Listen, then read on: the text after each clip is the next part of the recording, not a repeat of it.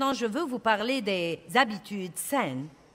Et il va falloir m'asseoir ici et avoir une conversation maternelle avec vous. Je pense que je dois mettre mon chapeau de mère et vous parler comme à mes enfants. Êtes-vous prêts? Bon, vous devez commencer à mieux vous occuper de vous-même.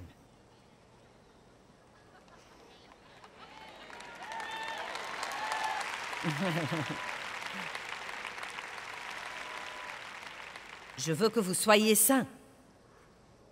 Quand vous vieillissez, je veux que vous soyez fort, plein d'énergie. Je veux que vous soyez capable de faire tout ce que Dieu veut que vous fassiez dans votre vie. Et je ne veux pas que vous utilisiez toute l'énergie que vous avez maintenant dans les 20, 30 premières années de votre vie et être ensuite un gâchis épuisé quand vous avez 70 ans, et ainsi de suite. Maintenant, écoutez, et je dis ça tout le temps, donc vous le savez déjà, mais le jour de mon prochain anniversaire, qui sera dans environ 8 mois, j'aurai 70 ans. Et regardez-moi maintenant, je me sens si bien. Je me sens mieux que je ne l'étais quand j'avais 35 ans. J'ai de l'énergie, je travaille dur, mais je me repose dur aussi. J'ai appris à travailler, j'ai appris à jouer. Je ne mange pas de cochonneries, je bois beaucoup d'eau.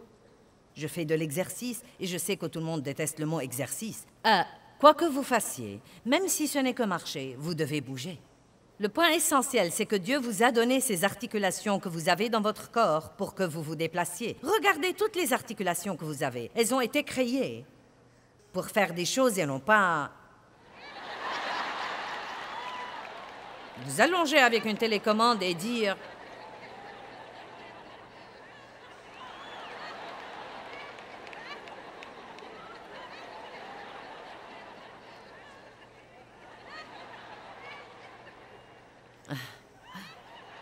je ne sais pas pourquoi je me sens si mal.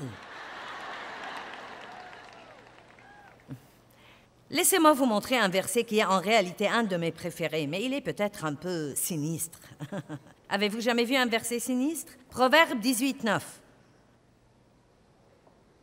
Celui qui se relâche dans son travail est frère de celui qui détruit. Pourquoi il dit ceci? Parce que si vous ne vous occupez pas de vos trucs, à ce moment-là, en effet, vous aidez à les détruire. Comme Dave va partager plutôt ce que nous gagnons, nous devons l'entretenir. Et celui qui n'utilise pas ses efforts pour se guérir est frère de celui qui se suicide.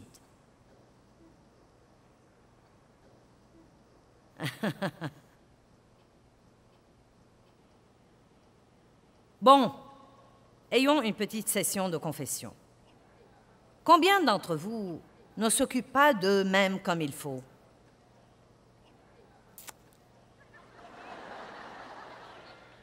Je n'en crois pas mes yeux. J'ai besoin de reprendre mon souffle. C'est 90% de la salle. Ah!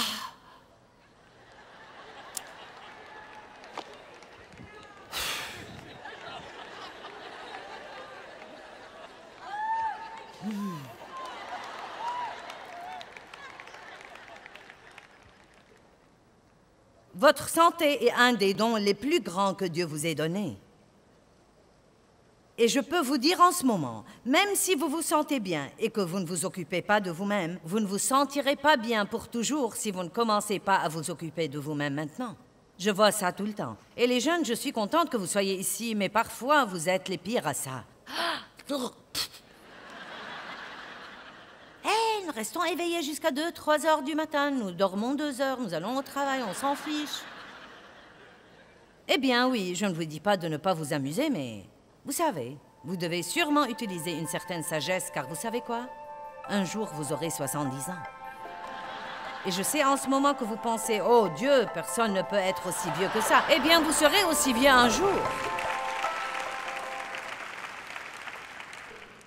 Bien, mettons que vous décidiez que vous voulez vous mettre en forme et que vous commenciez à manger sain et que vous vouliez perdre du poids et que vous vouliez vous débarrasser de l'habitude de faire de mauvaises choses. Eh bien, que va-t-il arriver? Eh bien, vous aurez faim pendant quelque temps. Et votre chair va piquer une crise. Elle va dire, « On ne me donne jamais rien. » Quelqu'un m'a dit l'autre jour, « J'aurais aimé que Dieu crée un seul aliment que j'aime vraiment et qui soit sans calories. » Un seul aliment gratuit, Dieu, s'il te plaît, quelque chose que nous pourrions tous manger, et pas le céleri ou la laitue, quelque chose de bon. OK. Qu'est-ce qui arrive si vous décidez d'arrêter de fumer? Maintenant, en dehors d'un miracle de Dieu, et certains l'ont eu, mais pas moi, donc je vous raconte mon expérience. Tout d'abord, vous serez en état de manque, et ce ne sera pas terrible. Vous n'en mourrez pas. Cela devient plus facile jour après jour, mais les premiers jours, vous penserez aux cigarettes tout le temps. Et votre chair dira, « Je ne peux pas supporter ça, je ne peux pas faire ça, je suis à bout de nerfs. Je veux manger tout ce qui me tombe sous la main, je ne peux pas faire ça. » Vous venez à bout d'un jour et vous passez au jour suivant. Cela ne deviendra peut-être pas trop facile le deuxième jour, mais vers la fin de la première semaine, ça deviendra plus facile. Maintenant, si vous venez à bout de 30 jours, ça ne vous dérangera plus du tout. La seule chose qui arrivera peut-être pendant 2 ou 3 ans, quand vous serez dans une situation de pression, vous vous surprendrez inconsciemment à chercher une cigarette. J'ai fait ça parce que je le faisais autrefois. Bien, maintenant, quels seraient les avantages si vous décidez d'arrêter de fumer? Et croyez-moi, je ne m'attaque pas au tabac, mais le commérage est tout aussi mauvais. Donc je ne... Vous savez.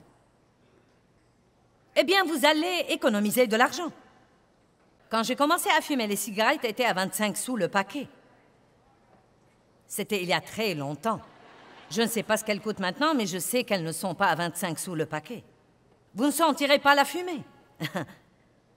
Et je ne veux pas m'attirer des ennuis ou blesser quelqu'un, mais quand on fume, nous ne savons pas ce que ça sent. Mais quand on ne fume pas...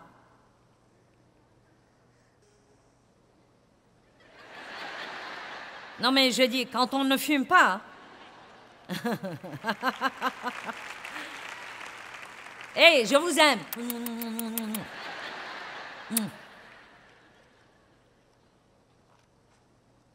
Je pourrais m'attirer des ennuis, donc je ferais aussi bien de dire... Je ne sais pas si le tabagisme vous empêchera d'aller au ciel. Les gens font pire que ça. La Bible parle de l'excès de table. Elle ne dit rien sur le tabagisme. Mais si vous arrêtez, vous ne craindrez pas d'avoir un cancer du poumon. C'est un avantage. Hein? Mon père fumait 3 paquets de cigarettes par jour toute sa vie et il avait des problèmes de poumons. J'ai fumé pendant des années. Ça fait 35 ans que je ne fume pas. 35, 36 ans. Et ça vaut la peine. Ça vaut la peine de ne pas fumer. Vous savez, si vous ne voulez pas arrêter, n'arrêtez pas. C'est entre vous et Dieu. Dieu me convainquait d'arrêter. Et quand j'ai commencé à enseigner, je m'asseyais et j'enseignais en short court et je fumais pendant que j'enseignais. Mais cela ne marchera peut-être pas ici ce soir, donc, vous savez. Je voulais aller de l'avant avec Dieu et j'ai dû abandonner des choses qui n'auraient pas été cool avec la plupart des gens. Donc, amen. Oh, et à propos, j'étais ointe aussi quand je faisais ça. Dieu voit non seulement où vous en êtes, mais encore où vous en serez.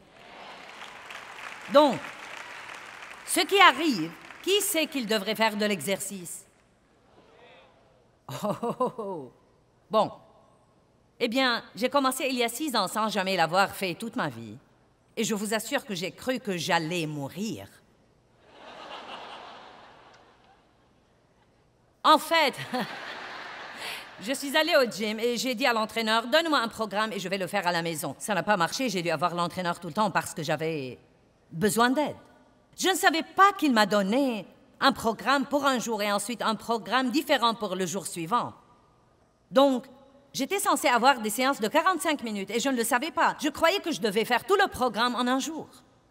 Donc, je suis rentrée à la maison avec tous ces trucs. J'avais 64 ans quand j'ai commencé. Je ne m'étais jamais exercée. Et je m'exerce maintenant 1h30 par jour. J'ai dû m'affaler sur la toilette et j'ai prié pour pouvoir me lever. Non, mais Je disais... Oh, oh, oh, oh, oh, oh. Non, mais c'était terrible. J'ai dit à mon chiropracteur qui a son bureau dans le gymnase, j'ai dit, je me sens malade. Il a dit, tu te sentiras comme ça pendant quelque temps. Donc, vous savez quoi? Si vous n'avez jamais fait ça, vous aurez mal. Ça prendra du temps. Ça vous coûtera de l'argent si vous allez adhérer à un gym. Si vous voulez avoir un entraîneur, ça vous coûtera plus. Mais parlons des avantages. Nous pensons toujours à ce que ça va coûter. C'est la première question que nous posons. Combien ça coûte? Combien ça coûte? Combien ça coûte? Eh bien, parlez des avantages. Vous perdrez du poids.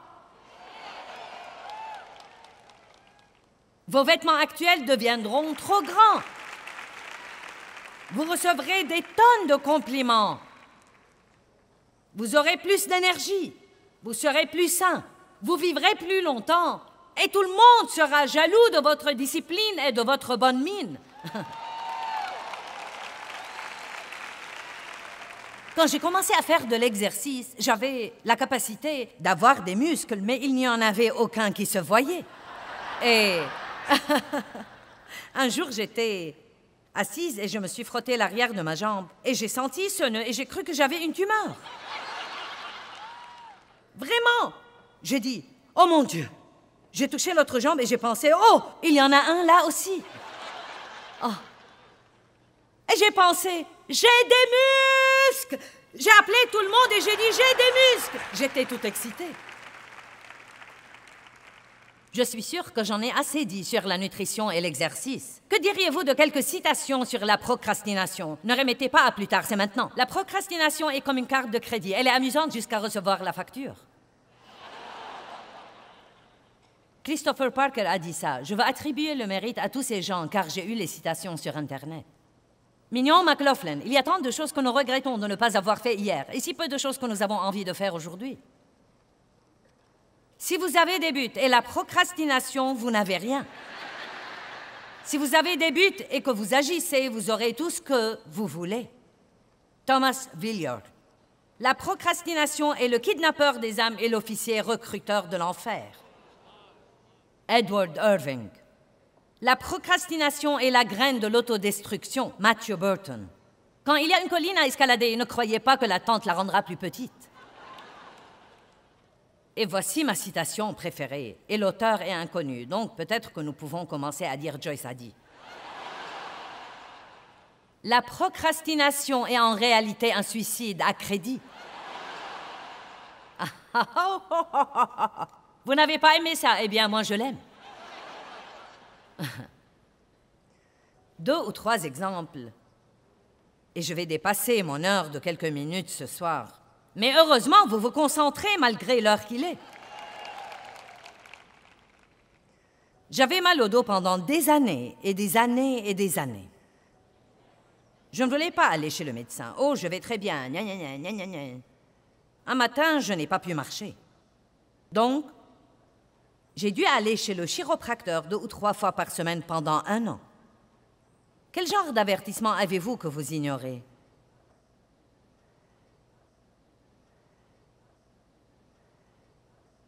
Vous dites, que veux-tu dire par là? Mince alors, j'ai mal à l'épaule depuis 2 ans déjà. Je ne sais pas ce qui ne va pas, eh bien, va apprendre pourquoi. Je n'ai pas de médecin, eh bien, trouve un médecin. Arrêtez d'être passif et commencez à être agressif et à vous occuper des choses. J'avais mal à l'omoplate ici pendant 20 ans. Pendant 20 ans. Et je ne saurais vous dire combien de fois j'ai dû ajuster mon dos à cause de cette douleur à l'épaule parce qu'elle était insupportable. Après 2 mois d'exercice, cette douleur s'est évaporée. Je n'ai jamais eu de problème avec ça par la suite. Et maintenant, si je fais quelque chose, et j'ai fait quelque chose dernièrement, et j'ai hérité ça, maintenant je sais quoi faire pour soulager la douleur toute seule, car je sais quels exercices il faut faire. Vous savez quoi? Vous gagnez vraiment beaucoup de temps quand vous faites ce qu'il faut d'abord, au lieu de faire ce qu'il ne faut pas.